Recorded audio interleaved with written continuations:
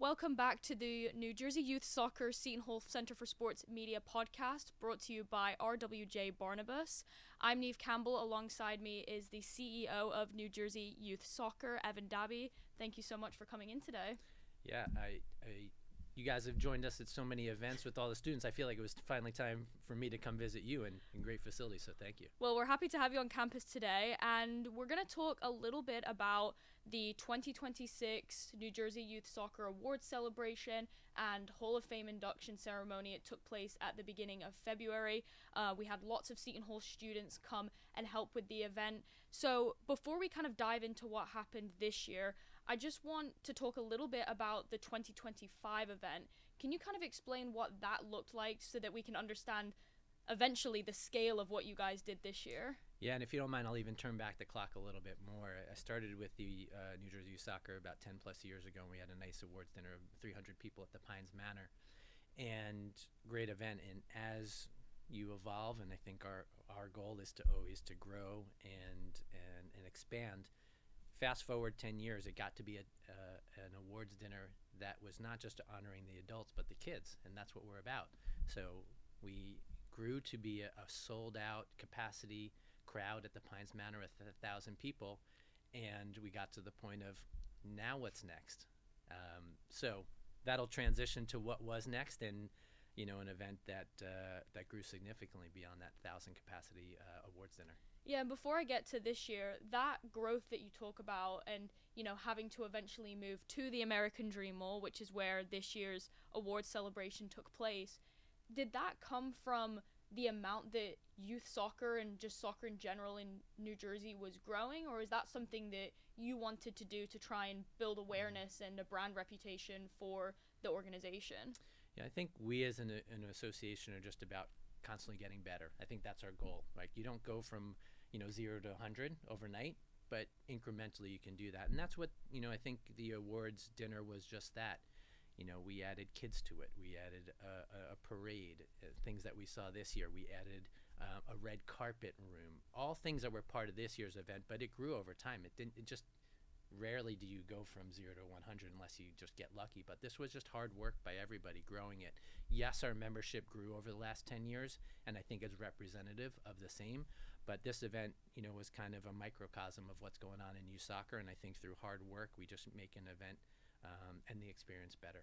Well, I was there on that day, and I could just see all of the effort and the hard work that you guys put into it really come to fruition just in that one Sunday. So talk me through, first off, how did you guys get the American Dream Mall? So when you have a good product, it shows. So it got some attention, and some representatives got wind of what we were doing. And American Dream Mall was eager to help showcase their venue. It was the perfect timing. We I won't say we outgrew, but we were ready for something bigger. And that opened up the doors. They were very eager, incredible partners. Obviously, the support of RWJ Barnabas Health, partners from the beginning, supporting this event to allow it to grow and giving us the support to do those things. But the American Dream Mall saw, a population that, and their venue that was really suited to really showcase and celebrate. I think it was just the perfect fit for what our goals were. Well, everywhere you walked that day, you would turn around and there was a soccer jersey here, a soccer jersey there, New Jersey Youth Soccer everywhere. So you have really filled the space for, the second biggest mall in America. But then you also used the New Jersey Hall of Fame venue in there as well. That's where the Youth Soccer Hall of Fame induction ceremony was. What was it like getting that and being able to use that for the event?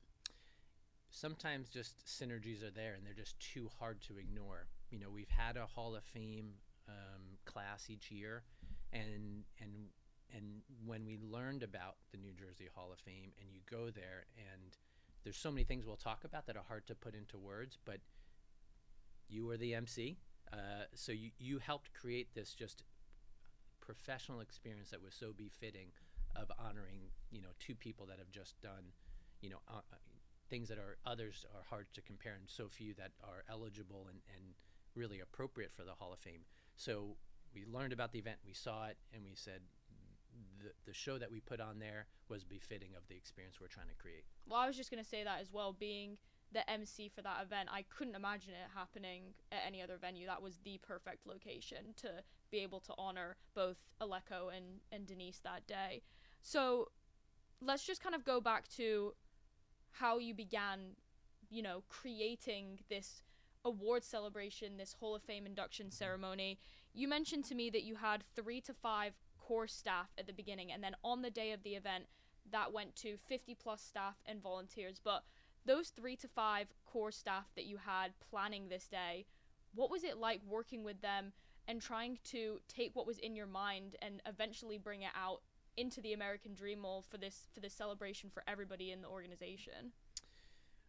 We talked about the awards dinner, and as this really awards celebration evolved, it's happened over a few months, right? I think we're ironically now, my mind is thinking about next year and a year planning. I'm really excited about what we can do, and we'll finish with that, I'm sure. But what we learned at some point, the light went off. We don't have one event. We have 4 events tonight.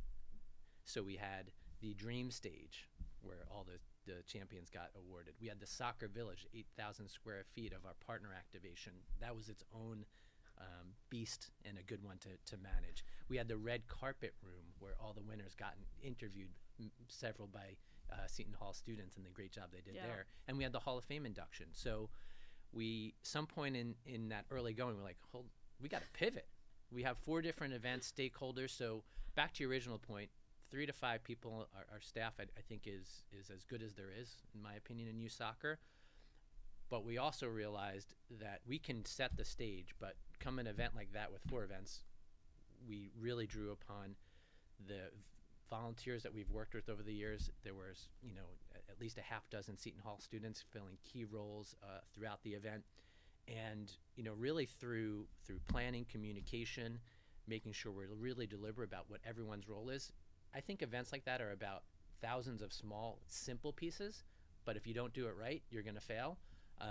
But again, back to the quality of individuals, the staff, the volunteers, the students from Seton Hall, I think we crushed it. Definitely, a shout out to everybody on the staff, because I know that, when I started talking to you about helping out that day, they were on it.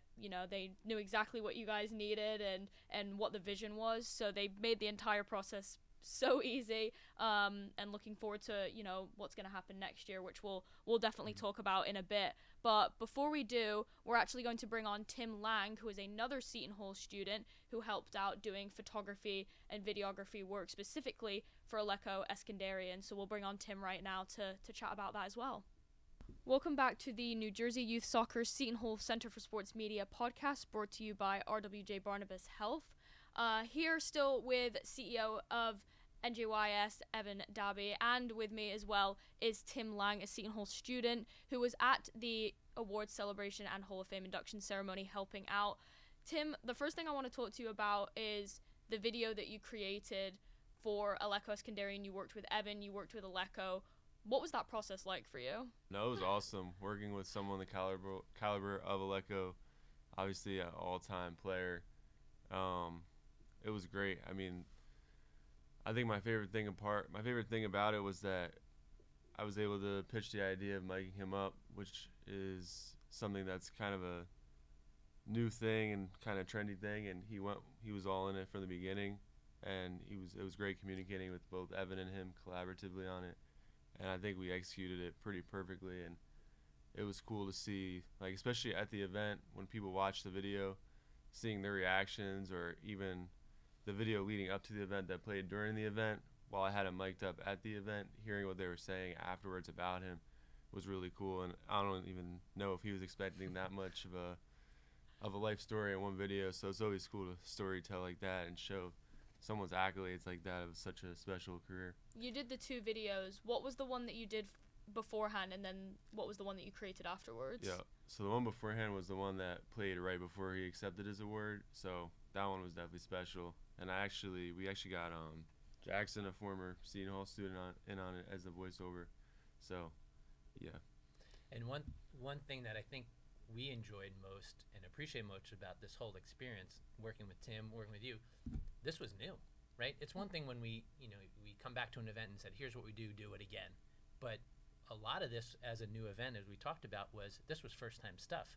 So Tim and I were talking, say, okay, we're going to do this. And then we maybe had to pivot. So I think the learning experience, like any new event, we had it. And I hope the students, Tim, yourself, and everybody else got to experience not just how an event happens, but how it comes to exist even. Yeah, there's so much stuff that happens beforehand that people just don't see when they're there the day of, or they're watching the video. They don't really know what went in behind it. And that's how you know you did it right. Exactly, exactly. And there was so much new stuff happening at this event this year, and one of them was the collaboration with the Center for Sports Media. So for you, Evan, how did that come about in the beginning? So part of our strategic planning involved at New Jersey Soccer a number of things, and we identified a college affiliate program. Strategy. There's some great universities, and there's some incredible students, and we're youth driven, and that's really a great alignment. So through relationships, got fortunate enough to be connected with this program in BJ, and it but far and away exceeded our expectation. This is the first college affiliate in Seton Hall University. We want to talk about expanding, but we're also recognizing that the value that New Jersey Youth Soccer got out of this was amazing. I'd like to think the value that the students got out of this was special. Tim talked about his opportunity connecting with Aleco. Maybe Niamh, I'll share it, and anything you want to kind of expand upon. But you made an impression, and an MLS senior executive contacted me and said, I'd like to speak to Niamh about her future. No, I mean, I was incredibly grateful for that, and it's just, you never know what's going to come from these types of things and the relationships that you're going to build. And I know that when we were talking about it at the beginning, networking was one of the main reasons that you wanted to have a college affiliate program. And I know that, having that conversation with the executive was one that I'm very excited about what could come from it. So that wouldn't have happened without being able to help out at this event. So there's so much stuff that can really come from it that you just wouldn't necessarily expect when you first start. But I think that, one thing that I wanted to ask you, Tim, about is how did you get involved with New Jersey Youth Soccer, and what have you kind of learned from your experience being able to, work with Evan and work with Aleco on these videos? Yeah, so I was given the opportunity by BJ, the head of Center for Sports Media, who put me in direct contact with Evan, who's been a pleasure to work with. And, NJ Youth Soccer is the premier soccer program around the state, if not the country. So, wait, can you repeat the question again? Yeah, basically, like, what did you learn from working with Aleco, from working with Evan, and creating this video that you hope to be able to use for future projects? Yeah, so I think a big thing is just figuring out how to create a proper workflow in a live production space with so much happening. Obviously, there was following Aleco mic'd up, but there was also, like Evan said, so many other assets of this huge event that was amazing to be at, and not state-of-the-art event for sure. So as much as I want to capture Aleco, you got to have your eyes out and always see what else is there as well. So my main thing is always to show the audience that, for the video, to show the audience of the experience of what it was like to be there. So I feel like we did a good job of that. And if I can expand, I think I learned so much from Tim. He has a skill set that I unfortunately may never have, but I think we able to complement each other, because having been involved in events for years, I think he did a great job of saying there was things we learned about the workflow. Again, things that I think he'll take forward, and he'll be more prepared for the next project. Well, I know that one thing that I remember is when I originally got to the American Dream Mall, I had no idea where I was going. I just started following all of the jerseys kind of moving in this wave towards the dream stage, and then eventually made my way there. But I know that, I see your work all the time, and you like to focus a lot on featuring specific players, which is what you did with Aleco. Yep. But then this time you were trying to do that while this entire event was going on. Like Evan mentioned earlier in the podcast, 4 events happening in one day at the mall. You had thousands and thousands of people in there. How was that different from like the work that you do with just specific athletes versus having to manage, your style of videography in such a crowded area?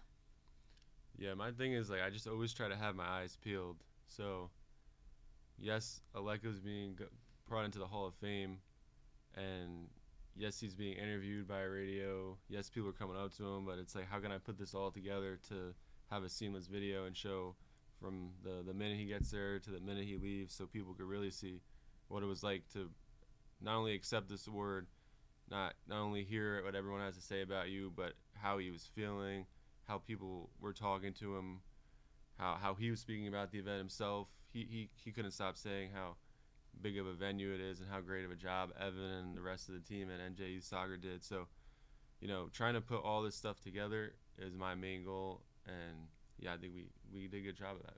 He actually posted his video yesterday, right, on his Instagram. So again, we keep talking it, and it's so hard to put into words, and that's why it's great to have video. When you see the images, when you feel the emotion, he did Tim and therefore Aleko did a great job of giving that feel behind the experience, and it's hard to capture that. And we feel lucky that we did. Thanks, Tim. That's the thing too with being mic'd up, or just in videography in general. Once he has this video, it's a huge honor to have an award like that. So he'll be able to relive the whole day, the rest of his life, which is a really cool thing. I mean, I remember watching the video at the Hall of Fame induction ceremony, and it was incredibly moving, and to be able to see where he started to where he is now, all captured within maybe 4 or 5 minutes, was just that's the magic of videography, and something that Tim does very well. So thank you so much for coming in and joining us today, and it was great to be able to chat with you and hear your perspective on the event. Thank you for having me. Niamh Campbell back here for the New Jersey Youth Soccer Seton Hall Center for Sports Media podcast, brought to you by RWJ Barnabas Health. Evan, I want to talk a little bit more about the event day itself. First off, how are you feeling before the event even started? So there's a lot that goes into that. There's a lot of emotions, because we talked about a very, a highlight of the year in the awards dinner, and we took a gamble, in terms of taking something that was packaged and something that everyone liked and it was well attended, and changing it. So there was a little bit of reputational risk that we took on to do that. And I don't know how many people know, but the forecast going into that week was pretty dicey, and a storm, and there was some moments of whether there would be a state of emergency. So you put countless hours into preparation, and I will never forget the experience leading the week of hope, because there's nothing I can do. We prepared, crossed every T, dotted every I, meetings throughout the week, and there's some element of I hope I get lucky. So that was one behind the scenes kind of sentiment that I don't often share, and I'll share now only because now I can breathe. Well, I remember that week having to, look at the weather as well, because I was in Baltimore the night before the event took place playing a match, and then we were talking about the possibility of having to stay over that night at a hotel because of the snowstorm. I had to be at the event by 1 o'clock, 2 o'clock, and I was like, Coach, I have to work tomorrow. So thank you for not telling me that, because that would have been another thing that I would have had to stress about. So amazing event, but all the things that nobody will ever see. I mean, that's live events, right? Things that you just can't plan or anticipate. Yeah, don't worry, I kept that one under wraps. But I do appreciate that. I can tell you that now as well. Yes, good timing. And then, you get to the American Dream Mall. The entire day goes through. You're dealing with everything. I know that I came in. I saw you running, pinging around like a pinball. How'd you feel after everything finished?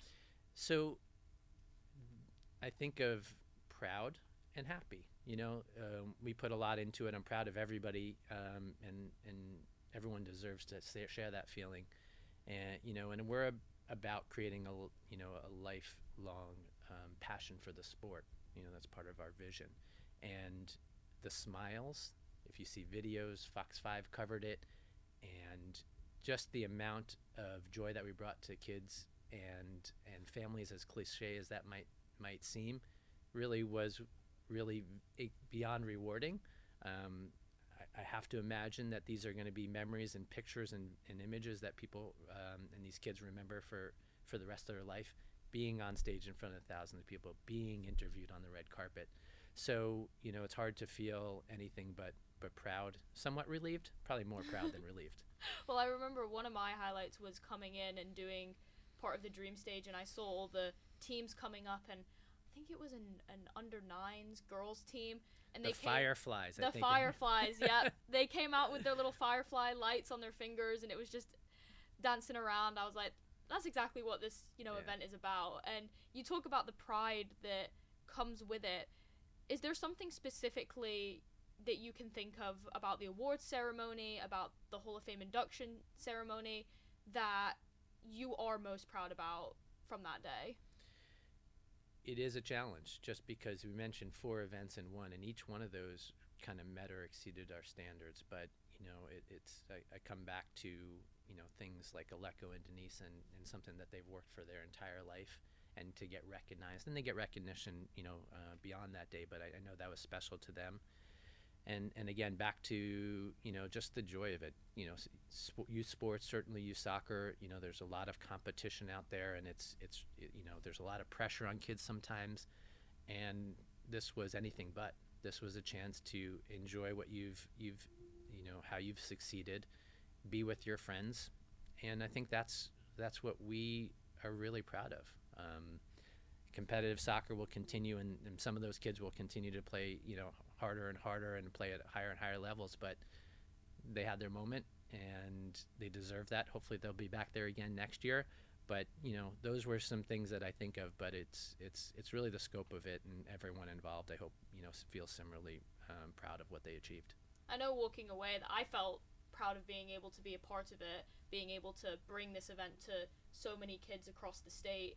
I'm a tennis player myself, and we don't really have an event like that. We don't really have an organization like that. So to be able to bring that to children who I know I was in a similar position to was just something that I'm incredibly happy to have been able to do. And one thing that you mentioned when you were talking was the challenges that come along with that. Looking back on that day, is there something that you remember that went wrong, that was difficult, that you had to overcome, something that you weren't expecting, that maybe people who were at the event didn't necessarily know went on? Yeah, we talk about an event of that magnitude. There's thousands of individual small pieces that add up to one big complex piece. So my nature throughout the day was little tweaks. This could have been moved here. This could have been situated. We could have had that, kind of prompt.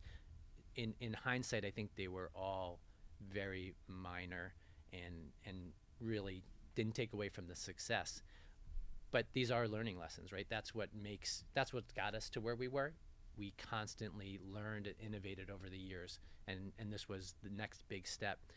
The one thing that we learned from this just was anecdotally, like, we were now in a public venue. Yeah. We had been in a private venue where how many people are coming in, and the number of people that were there kind of wondering how to get involved. We're like, this is for these kids. So we had a check-in for the team, but everyone had a check-in and said, how can I get involved? So, call it small learning lesson that created a little more chaos, a little more challenging for our staff, for our staff at that check-in table, and what they dealt with to just manage traffic of thousands of people wanting to be part of what we're doing. I put that in the category of good problems, but one that we didn't anticipate fully.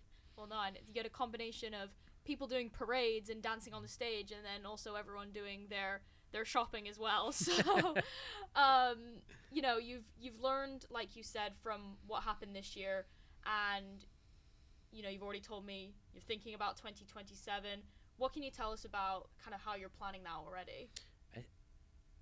The best thing we have going for us is time now. I mentioned how we worked with the American Dream Mall, the Hall of Fame, to prepare in relatively short window. But we have that luxury of planning now for next year. We fully intend to come back and build upon that. So one is time. The other is now we have a product. It was a concept. We were selling an idea, nothing that would be shown, but through the work that you've done, through the work that Tim's done, we now have video that says, here's what the event. We have, media coverage, something that is tangible, so now people can better understand it. And I fully anticipate we have the opportunity to get our whole community involved. It was also part of New Jersey Youth Soccer Day at the Dream. So not everyone is going to get on stage. Not everyone was going to be on the red carpet. Not everyone is going to be inducted to the Hall of Fame. But we have a chance for our whole soccer community, enjoy the soccer village, enjoy the American Dream Mall, one of the best facilities in the country. And that's what gets us excited, is there is a next step. And that's what we have to do, is always think of how to get better.